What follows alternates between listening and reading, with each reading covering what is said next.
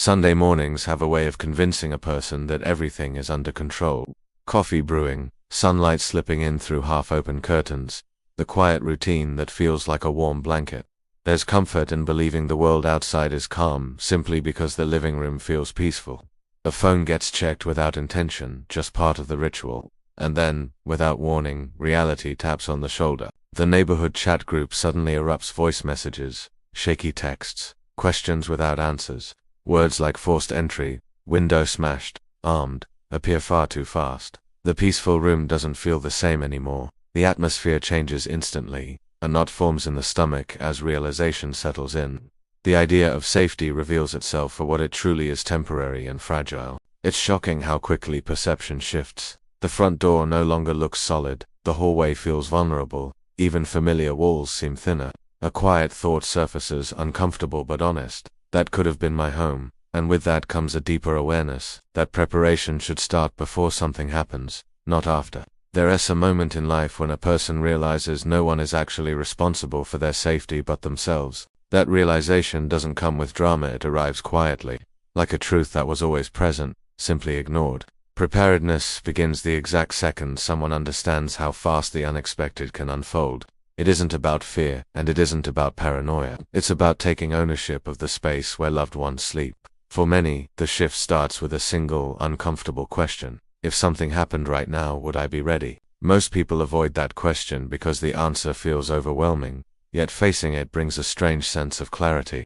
It reveals the difference between hoping nothing goes wrong and preparing in case it does. And the more a person learns, the more empowering the journey becomes.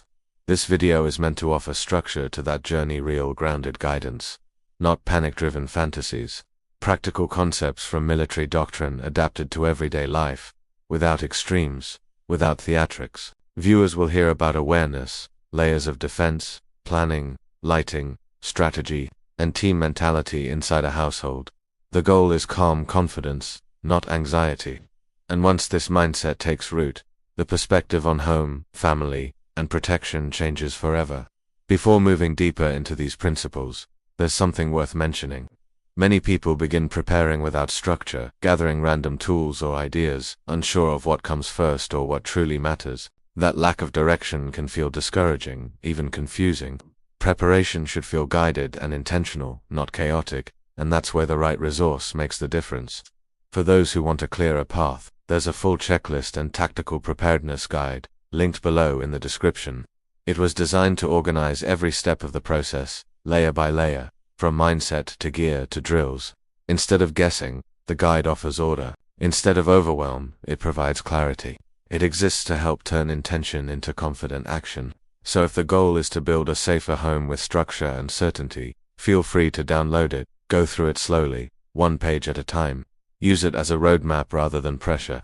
And while this video will teach a great deal, that resource exists to carry the learning even further, especially as the household evolves. There's a strange moment when someone decides to walk around their own house with new eyes. The place everyone thinks they know suddenly feels unfamiliar at night, in silence, without distractions. Corners seem darker, pathways feel awkward, and distances become longer than memory suggests.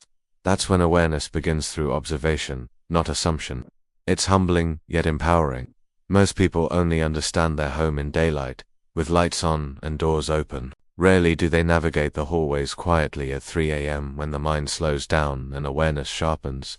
That unfamiliarity can lead to hesitation in real emergencies. Terrain knowledge is not automatic, it must be developed, and that development starts on the home soil.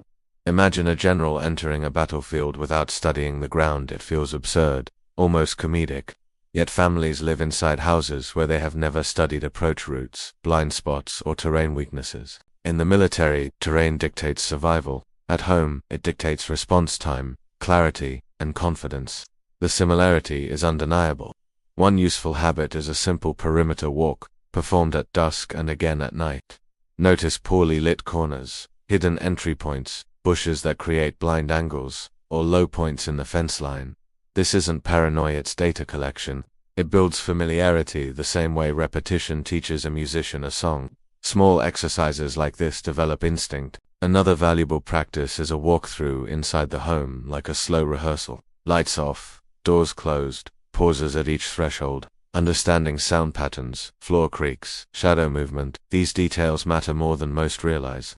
Even military units train in mock environments before deployment. The home deserves equal seriousness. Over time, the environment becomes less mysterious. The layout becomes intuitive rather than assumed. And when familiarity grows, so does a sense of command over the space. That's when the transformation begins. And the next layer of preparation starts to reveal itself. Prediction always beats reaction. Most people trust alarms, cameras, neighbors, even luck, believing these things will somehow protect them in the moment something happens. But prevention doesn't start when danger arrives, it begins long before any threat appears. Preparedness is the quiet work no one sees. Reaction is the panic everyone witnesses. In everyday life, society teaches people to deal with problems only after they show up. A medical emergency, a financial setback, a break-in, there's always a belief that responses happen later, not sooner. But true protection is proactive. Martial artists train before the fight, not during it. Soldiers analyze before moving, not after contact begins. A home should function the same way. Anticipation is the strongest form of defense. When vulnerabilities are identified ahead of time, problems can be prevented from ever occurring. The idea is not glamorous, nor dramatic. It is deliberate, methodical, grounded, and strategic. Think of it like a fire extinguisher. Great to have, but only useful when everything has already gone wrong. A sprinkler system, however, prevents destruction before flames take over. The difference is philosophical, not just functional. And that philosophy can reshape the way families approach home defense. Practical prediction begins with assessment, studying past incidents in the neighborhood, identifying patterns, understanding timing, typical targets, entry points, and situational weaknesses. Those who learn from others avoid becoming the next example. A simple notebook can become the most important defensive tool in the house. Once a person learns to predict instead of react, everything changes. The mindset grows quieter, calmer, more intentional. The house becomes less vulnerable and more prepared. And this opens the door to the next layer, the understanding that protection isn't achieved with a single tool, but by combining elements into something far stronger. Many beginners assume home defense is about one single tool: an alarm system, a camera, a lock, a dog, as if one layer could carry the weight of safeguarding everything and everyone. But in every serious context, from military bases to medieval fortresses, safety has always relied on layering. No single measure is ever enough on its own.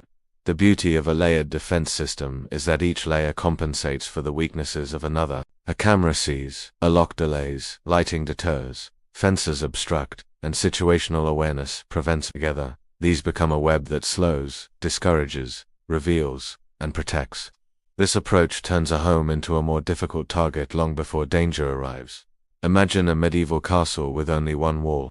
It would collapse in hours, but with outer gates, inner courtyards, elevated walls, arches, towers, and fallback positions, the fortress becomes nearly impossible to break. That same logic applies to modern homes, but adapted to everyday reality instead of fantasy antiquity. The principle is unchanged. A simple starting point is identifying four categories: deterrence, delay, detection, and response. Deterrence removes motive. Delay steals time. Detection provides awareness. Response delivers action. Each one deserves attention, planning, and intentionality. Even inexpensive upgrades can dramatically restructure a home's defensive posture. Layering also provides something less tangible but deeply important: peace of mind. When there are gaps everywhere, the mind stays restless. When defenses overlap and reinforce one another, the atmosphere inside the home changes. Sleep becomes deeper, and tension melts into confidence. These feelings aren't imaginary, they're earned. Eventually, layering becomes second nature. The household begins to think in structure, rather than improvisation. And that mindset leads to surprising revelations, particularly about the simplest, most underestimated defensive tool available. Light is underestimated because it feels too ordinary to be powerful. Yet darkness is where most threats thrive, and illumination is one of the simplest tools for breaking advantage. Criminals don't fear locks, they fear exposure. Shadows offer concealment, opportunity, and confidence. Light removes all three. In military operations, illumination is strategic, not decorative, not aesthetic strategic. It reveals movement, exposes angles, and controls space. A well-placed light is like a silent guard on duty all night. It deters action before it even begins, often without anyone noticing. That is real power. Think for a moment about the areas around a home that rarely receive attention. The side yard, the back corner behind the shed, that narrow strip beside the garage. These locations are often invisible from the windows and street. Yet motion lighting placed there can transform them from blind spots into warning zones.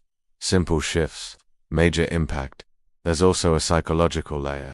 When a motion light triggers, the mind becomes alert instantly, even if still half asleep. It creates awareness without effort. For someone with ill intentions, that same flash can feel like a spotlight in a theater. Suddenly every step feels risky.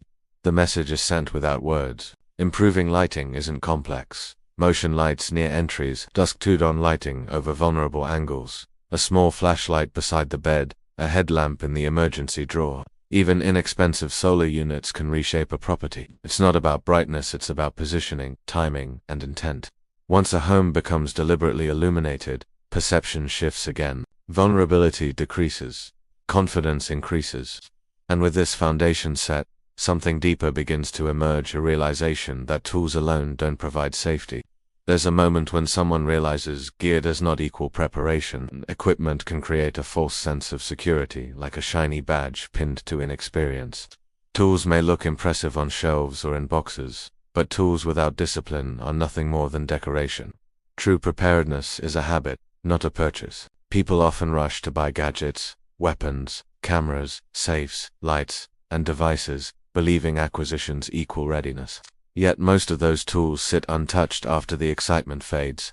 Batteries die, locks jam, cameras go offline, drills remain unpracticed. Without routine, systems decay. Without discipline, plans evaporate. In military culture, repetition builds confidence where fear usually sits. Skills only matter when they become muscle memory. Home life is no different. Practicing opening the gate quietly, rehearsing the safe room routine, testing flashlight reach in the hallway. These small repetitions matter deeply. They build familiarity. A simple example, keeping shoes and a flashlight beside the bed. Not in a closet, not across the room, within reach always. That tiny discipline solves countless problems in emergencies.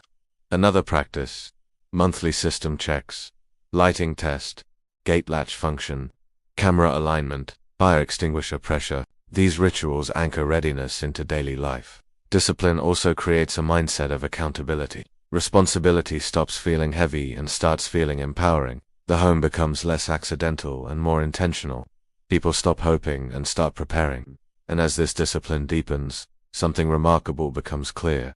Gear is helpful, but commitment is transformative. And that transformation opens the door to understanding something even more important than tools: the people inside the home. Preparation becomes exponentially stronger the moment a household begins functioning as a coordinated unit instead of separate individuals.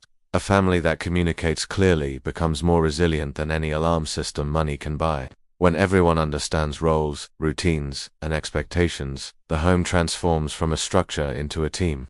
And a team moves differently than a collection of people. Most families assume one person will handle emergencies alone, simply because that burden feels natural to place on a single set of shoulders. But a plan no one else knows is the same as having no plan at all. Knowledge must be shared, distributed, reinforced, and practiced.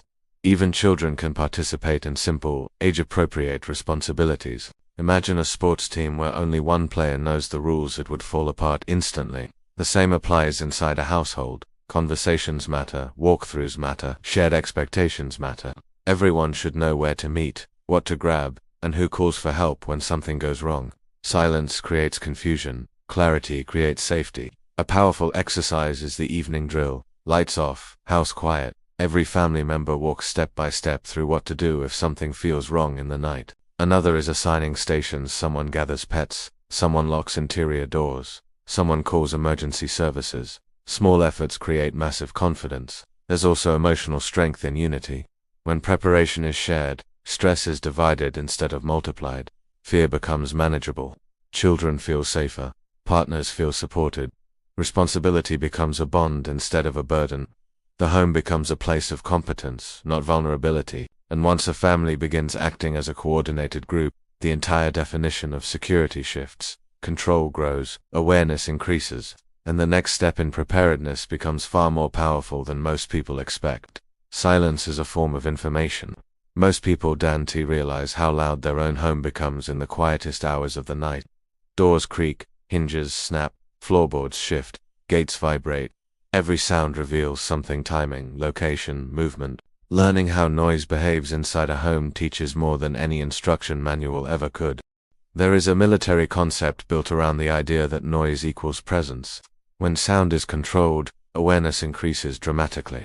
But when sound is uncontrolled, confusion takes over. Families rarely consider how sound carries through walls, hallways, vents, or staircases. Yet this awareness can change how protection strategies are built. A nighttime silence walk can be incredibly revealing. Simply walking through the house slowly, paying attention to each step, noticing which areas echo and which areas stay quiet. It teaches movement discipline, it builds familiarity with the environment, and surprisingly, it increases confidence in darkness rather than fear. Noise can also be used defensively: a small bell attached to a gate, loose gravel near the fence line, a squeaky hinge intentionally left unoiled on a rarely used access point. These aren't high-tech measures yet, they provide powerful information when silence is disrupted. Simple details, massive value. On the other side, stealth matters too. Knowing how to move quietly inside the home is just as important. Teaching children how to talk softly at night, how to close doors slowly, how to step lightly can make the household more aware and more connected. Awareness is contagious. Once silence is understood, and sound is mastered rather than ignored, something fascinating happens. The house becomes communicative. It speaks, it warns, it alerts, and that awareness naturally leads to the next critical concept. In moments of uncertainty, clarity is the greatest gift a household can have. When something feels wrong, or when panic threatens to take over, knowing exactly where to gather removes hesitation. This is the concept of a rally point, an automatic destination that eliminates confusion. Even a small home benefits immensely from this simple structure. Families are often shocked by how disorganized reactions become during emergencies. People scatter, freeze, overthink, or shout instructions all at once. Precious seconds get wasted. A rally point solves that instantly. It turns chaos into direction, anxiety into purpose, and confusion into order. There is comfort in knowing we meet there first. Choosing a rally point isn't complicated. It can be the living room, a hallway corner, the kitchen table, or even a specific bedroom. The location matters less than consistency. What matters is that everyone knows it instinctively. That understanding turns reaction time into something sharper, smarter, faster. A useful practice is a monthly rally point reminder. A casual mention during dinner: if something seems off tonight, we meet in X. No pressure, no fear, just memory reinforcement. Another method is posting a subtle reminder card in an unseen area, like inside a pantry door. Structure doesn't need to be loud to be effective. The rally point also builds emotional unity. It ensures no one gets lost in panic. Children feel supported, partners feel anchored, and decisions become collective rather than isolated. The rally point becomes a symbolic center of strength inside the home, and once a family has a rally point, the next logical realization emerges. Safety tools are only useful if they can be accessed quickly and confidently, especially under stress. There is a common mistake among new preppers: storing all equipment neatly, safely, and completely out of reach. Organization feels productive, so tools get tucked into boxes, drawers, closets, and high shelves. But equipment hidden is equipment lost. Accessibility is the real goal, especially when seconds matter and clarity fades under pressure. In stressful situations, fine motor skills decline, the brain narrows, movements slow. A person shouldn't have to remember where something is, they should simply reach and find it. That requires intention in placement. A tool is only valuable when it can be accessed instantly. Everything else is theory, not practice. A practical example: placing flashlights strategically.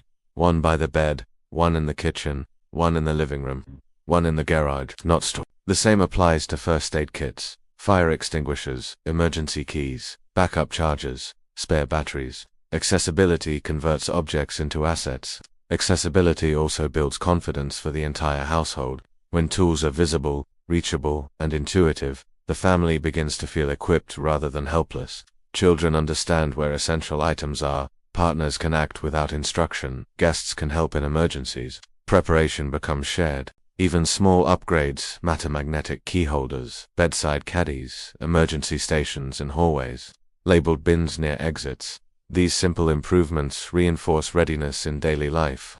It's a philosophical shift, from storage to staging, from hidden to ready. And once tools are accessible, something deeper begins to surface. The most dangerous threat is often the one ignored, dismissed, or underestimated. There's a universal truth shared by every soldier, firefighter, paramedic, and first responder. The danger no one sees is the danger that destroys. The same applies inside neighborhoods and homes. People often assume risk exists only somewhere else, far away, affecting someone else, somewhere else. That illusion is comforting. Until it isn't. Complacency is the most seductive enemy. It tells the mind, "We're fine," it whispers, "Nothing will happen here." It relies on comfort to prevent preparation, and comfort is persuasive. But the reality is simpler. Safe neighborhood remains safe only until circumstances shift. Safety is temporary without intention. Ignoring risk doesn't remove it. In fact, ignorance invites it. Criminals don't care about postal codes, property value, or community pride. They look for easy targets, predictable routines, unlocked points, and blind spots. Understanding this doesn't create fire, it creates awareness. The solution begins with honest evaluation. Researching crime trends in the area, speaking with neighbors discreetly, reviewing police reports, observing patterns around the block.